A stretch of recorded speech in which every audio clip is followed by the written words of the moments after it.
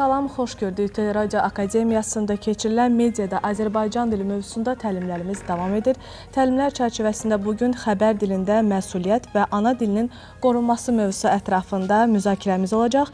Mövzu ilə bağlı həm söhbətim isə Medianın İnkişafı Agentliyinin Naxçıvan Regional İdarəsinin müdürü, Bakı Dövlət Universitetinin Jurnalistika Fakültəsinin müəllimi, dosent Vəfa İskəndərovadır. Vəfa xanım, xoş gördük. Xoş gördük, çox sağ olun təqdimata görə. Buyurun, Vəfa xanım. Deməli, ilk sualım elə mövzumuzun adından qaynaqlanır. Xəbər dilində məsuliyyət dedikdə ilk növbədə hansı prinsiplər nəzərdə tutulur? Ümumiyyətlə bildiyimiz kimi jurnalistikanın özünün prinsipləri vardır. Hər bir jurnalist bu prinsiplərə riayət etməlidir. Hansı ki, bunlar şəffaflıq, faktlara söykənmə, neytrallıq, dəqiqlik, dürüstlük. Bununla yanaşı xəbərin özünün hazırlanma prinsipləri də vardır ki, jurnalistlər onlara mütləq şəkildə əməl edilməlidir. Çünki xəbər ən çox oxunan mediada məhsuldur. Xəbər hər gün izlənilən, fərqi yoxdur hansı media subyektindən alınır. Bu reportaj formasında ola bilər, sadəcə saytlarda yayımlanan xəbər formasında ola bilər. Yəni, xəbər ən çox oxunan janrdır. Buna görə də xəbər dilinin məsuliyyətindən mütləq şəkildə danışmaq lazımdır. Jurnalistlər bilməlidirlər ki, xəbərin özünün yazılma prinsipləri vardır. Bu prinsiplər hansılardır? Əsasən, neytrallığın qorunması, bu prinsip ondan ibarətdir ki, xəbər aparıcısı, xəbəri hazırlayan, xəbəri təqdim edən jurnalist, xəbər ötürücüsü neytral olmalıdır və rəy bildirməməlidir. Digər bir prinsip xəbərin qısalığı ilə bağlıdır. Xəbər qısa, lakonik və bütün fikirləri ifadə edən, yəni həmçinin də tam olmalıdır. Yəni, burada buraxılmış detallar olmamalıdır. Bununla yanaşı qısa olmalıdır, maksimum 15-20 cümlədən ibarət olmalıdır. Xəbərin hazırlanmasının digər prinsiplərindən biri də düzdür, onun operativliyi önəm daşıyır, amma operativlik prinsipindən vacib digər məqamlardır ki, çünki operativ şəkildə biz xəbəri yayımlaya bilərik, amma orada həmin prinsiplər, həmin detallar buraxılmış ola bilər və biz daha sonra təksib verə bilərik. Buna görə də operativlikdən öncə biz ədəbi dil normalarının qorunması, danışıq dil normalarının qorunması, səlis, aydın, lakonik yazılması prinsiplərinə riayət etməliyik. Neytrallıq prinsipini qeyd etdim. Qısa olmalıdır. Xəbər mütləq şəkildə 15-20 cümlədən ibarət olmalıdır. Ondan çox olsa artıq bu digər janra keçid etmiş olur. Eyni zamanda xəbərin özünün yazılma texnikaları vardır və bu texnikalar biz ali təhsil ocaqlarında da texnikalar haqqında danışırıq. Daha çox yayılmış, daha çox tətbiq olunan texnika tərsinə piramida texnikasıdır. Hansı ki, burada əsas məsələ başlığın, yarımbaşlığın və birinci abzasın təqdim olunmasıdır. Bu üç məsələ jurnalistlərin diqqətli olduğu məsələdir. Başlıq çünki çox önəm daşıyır. Başlıq diqqət çəkici olması ilə yanaşı şişirdilmiş olmamalıdır. Xəbərin başlığı auditoriyanın diqqətini çəksə də qeyd elədiyim kimi kontentlə, məzmunla uyğun olmalıdır, şişirdilmiş uydurma başlıq olmamalıdır. Bəzən belə bir nümunələrlə rastlaşırıq ki, biz xəbər oxuyanda başlıqları oxuyuruq və xəbəri açıb oxuyanda isə görürük ki, xəbərin məzmunu ilə başlığı bir-biri ilə uyğun gəlmir. Ümumiyyətlə, xəbər daşıyıcıları soyuqqanlı olmalıdır. Xəbər özü hazırlanması prosesi düzdür, qısa vaxt ərzində olsa da çox ciddi bir məsələdir, çox çətin bir janrdır. Bəzən düşünürlər ki, xəbər jurnalistika janrları içərisində ən asan janrdır. Amma mən təlimlərdə də vurğuladım ki, xəbərin hazırlanması üçün müəyyən bir təcrübə lazımdır jurnalistə. Xəbər duyumu olmalıdır. Saysız hesabsız dövrümüzdə bugün informasiyalarla rastlaşır. Ancaq hər bir informasiya xəbərə çevrilə bilməz. Xəbərin mütləq şəkildə ilk məziyyəti ictimai əhəmiyyət daşımalıdır. Yəni, bu prinsiplər mütləq şəkildə xəbərin hazırlanmasında qorunmalıdır. Vəfa xanım, amma biz xəbər dedikdə mütləq şəkildə operativliyi də unutmamalıyıq. Mənə görə xəbər bərabər də operativlikdir. Amma onu da nəzərə alaq ki, bəzən operativlik müəyyən dil normalarının pozulmasına gətirib çıxarır. Ümumiyyətlə, bu tarazlığı necə qorumalıyıq? Çox yaxşı sual verirsiniz, çox sağ olun. Bəli, mən bayaq vurğuladım, operativlik mütləqdir, amma xəbərin xarakterik cəhətlərindən biridir. Aktuallığını itirə bilər əgər biz xəbəri bir qədər gec yayımlasaq, əhaliyə, cəmiyyətə ötürsək. Buna görə də mən onu xüsusən vurğuladım ki, operativlik o demək deyil ki, biz istədiyimiz məlumatı mənbələrdən dəqiqləşdirmədən yayımlaya bilərik. Xəbərin əsas ana xətti onu fakta söykənməyidir. Yəni əsas prinsipi dürüstlüyüdür, hər iki tərəfin, müxtəlif tərəflərin fikirlərinin alınmasıdır. Yəni dəqiqliyi, dürüstlüyüdür və digər prinsiplər də ümdə plandadır. Sizin vurğuladığınız kimi xəbərdə vacib olan məqamlardan biri də bu gün də biz son dövrlərdə bunu xüsusi hallarda danışırıq, geniş yayılır bu məsələ həm təlimlər formatında, həm media subyektlərində hazırlanmış proqramlarda xəbərin dil və ifadə məsuliyyəti də vardır. Bu çox vacib məqamdır. Çünki bildiyimiz kimi media çox güclü silahdır. Medianın ötürdüyü informasiya, mesaj cəmiyyətdə ictimai rəy yaradır və bayaq qeyd elədim mən, bəzən şişirdilmiş uydurma başlıqların verilməsi bu bizdə belə demək olarsa klik mədəniyyəti yaradıbdır. Bu klik vasitəsilə ingilis dilində clickbait deyirlər. Yəni tiklama, kliki basmaqla biz keçid edirik məzmuna, amma görürük ki, bayaq dediyim kimi məzmunla həmin kliklədiyimiz başlıq uyğun deyil. Burada media xüsusi olaraq təəssüflər olsun ki, bundan istifadə edərək cəmiyyətə bir mesaj ötürmək istəyir. Çünki ilk bizim diqqətimizi cəlb edən başlıqdır. Yəni klikdən istifadə edərək biz cəmiyyətə ziyanlı informasiya ötürə bilmərik. Buna görə də dil və ifadə məsuliyyəti çox önəmlidir.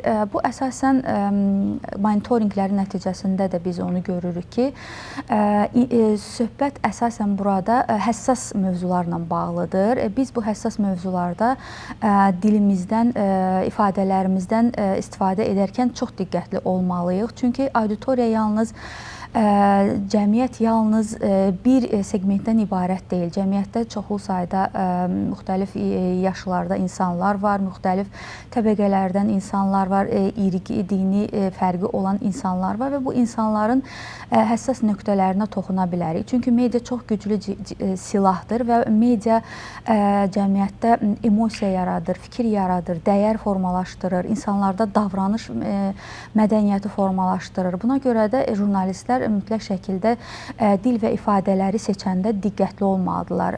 Belə bir nümunə çəkmək istəyərəm. Məsələn, bəli, medianın cəmiyyətə təsiri çox böyükdür və bu təsirdən istifadə edərək bəzi xəbər saytları, internet media qurumları təəssüflər olsun ki, auditoriyanın diqqətini cəlb etmək üçün bəzi həssas məqamlarda, məsələn, intihar mövzusu və yaxud da qadın-kişi ayrı-seçkiliyi mövzusu və yaxud da əlilliyi olan insanlarla bağlı olan məsələlərdə diqqətli olmalıdırlar. Onlar cəmiyyətə mesaj ötürürlər və bunlar yanlış olmamalıdır. Məsələn, bir təkrar effekti, buna kəpənək effekti də demək olar. Mediada çoxlu sayda intiharla bağlı xəbərlər yayımlanarsa, psixoloqlarda, neyro sahədə çalışan insanlar da təsdiqləyə bilərlər. Hansısa bir nüansı dəfələrlə təkrar ediriksə, bunu mediada görürük. Bu təkrar bizdə onu təkrar etməyə sövq edir və bu bir norma yaradır. Bunu sanki bir legitimləşdiririk də biz. Buna görə də biz intiharla bağlı olan xəbərlərdə diqqətli olmalıyıq. Yəni çoxlu sayda hətta çox ciddi media subyektlərinin başlıqlarının, xəbər başlıqlarında da mən rast gəlirəm. Monitorinq nəticəsində yazılır ki, daha bir intihar hadisəsi baş verdi, daha bir ölüm hadisəsi baş verdi, daha bir negativ bir hadisə baş verdi. Yəni bu təkrar effekti legitimləşir, belə demək mümkün olarsa. Buna görə də bu dil və ifadələri seçərkən biz diqqətli olmalıyıq. Digər bir həssas məqam da məsələn stigmalarla bağlıdır, damğalarla bağlıdır. Biz qətiyyən müəyyən zəif nöqtələri, insanların hansısa bir qrupun zəif nöqtələrini damğa şəklində vurğulamamalıyıq. Biz bunu şifahi nitqdə istifadə edirik. Təəssüflər olsun ki, yazılı nitqdə də bu var və media subyektlərinin məhsullarında da biz rast gəlirik. Hətta bəzi jurnalistlər biz desək də dəfələrlə ki, qanunda məsələn fiziki qüsurlu, məhdudiyyətli insanlar ifadəsi yoxdur. Bu cür ifadələr işlədəndə diqqətli olmalıyıq. Mütləq şəkildə əlilliyi olan ifadəni işlətməliyik. Yəni bu həssas nöqtədir. Onda belə başa düşürəm ki, sosial medianın dili xəbər dilinə təsir edibdir. Bu barədə istəyərdim danışaq ki, bu başlıqlar hamısı sosial mediadan daha çox götürülür. Xəbər dilinə təsiri nə dərəcədədir? Təəssüflər olsun ki, sosial medianın ənənəvi media təsir dili çox güclüdür. Çünki sosial medianın auditoriyası çox genişdir.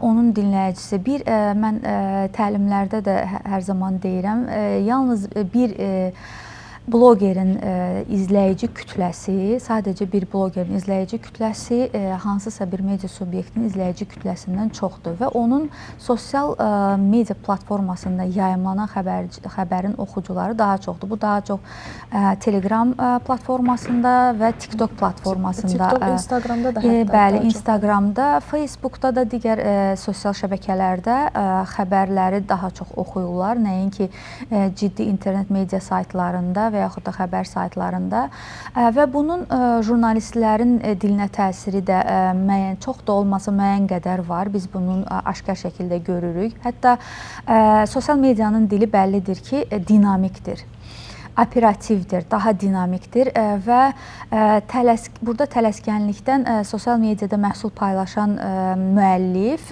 bəzi sözləri yanlış yazır. Hətta qrammatik qaydaların pozulmasına rast gəlirik, leksik üslubun pozulmasına rast gəlirik. Biz jurnalistlərlə görüşdə də mən vurğuladım.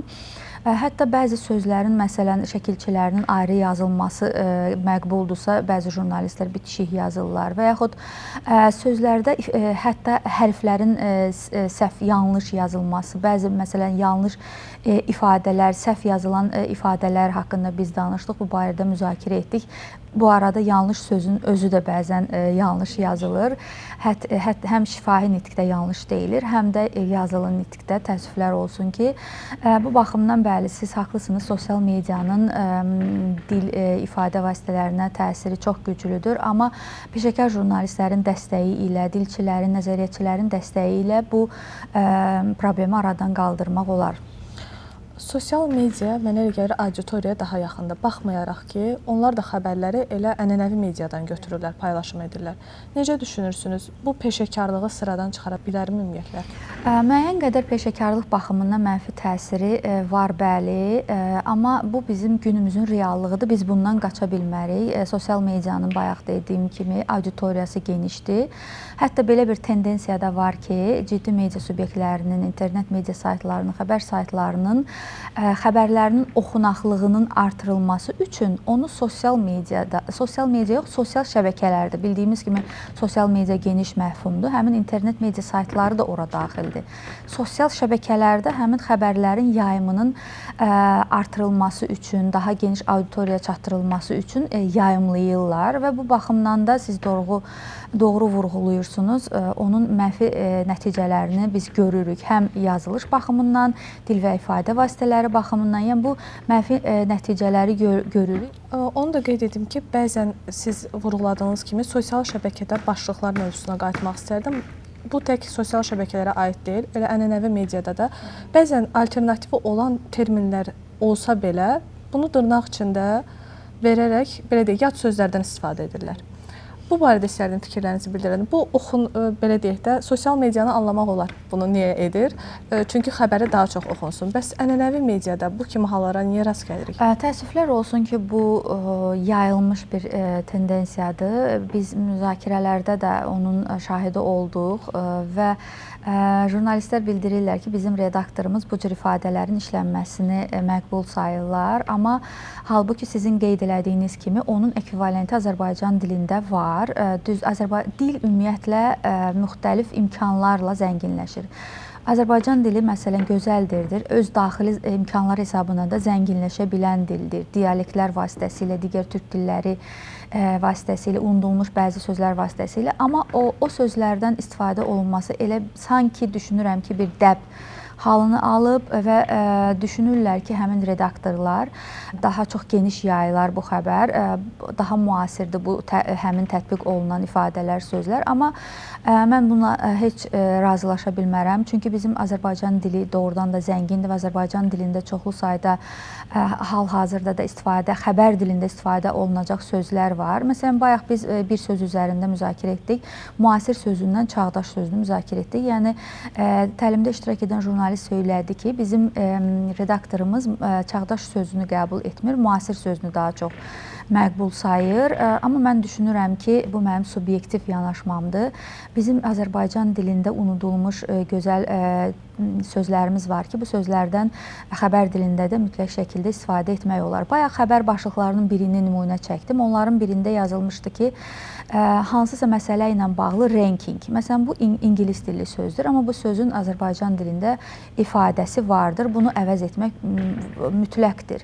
Buna görə də mən düşünürəm ki, redaktorlar bu sahədə bununla bağlı diqqətli olmalıdırlar və məsuliyyətli olmalıdırlar. Vəfa xanım, təşəkkürümü bildirirəm sizə. Düşünürəm ki, həqiqətən də media nümayəndələrini maraqlandıran suallara cavab vermiş olduq. Bir daha minnətdaram. Mən təşəkkür edirəm. Çox sağ olun. Mən də düşünürəm ki, bu müsahibələrin, təlimlərin həqiqətən də effektiv nəticəsi olacaq. Çox sağ olun Vəfa xanım. Bizə ayrılan vaxtın sonuna gəlib çatdıq. Bir daha xatırladıram, mediada Azərbaycan dili mövzusu ətrafında təlimlərimiz davam edir. Bugünkü qonağım isə Medianın İnkişafı Agentliyinin Naxçıvan Regional İdarəsinin müdürü, Bakı Dövlət Universitetinin Jurnalistika Fakültəsinin müəllimi, dosent Vəfa İskəndərova idi. Sağ olun, görüşənədək.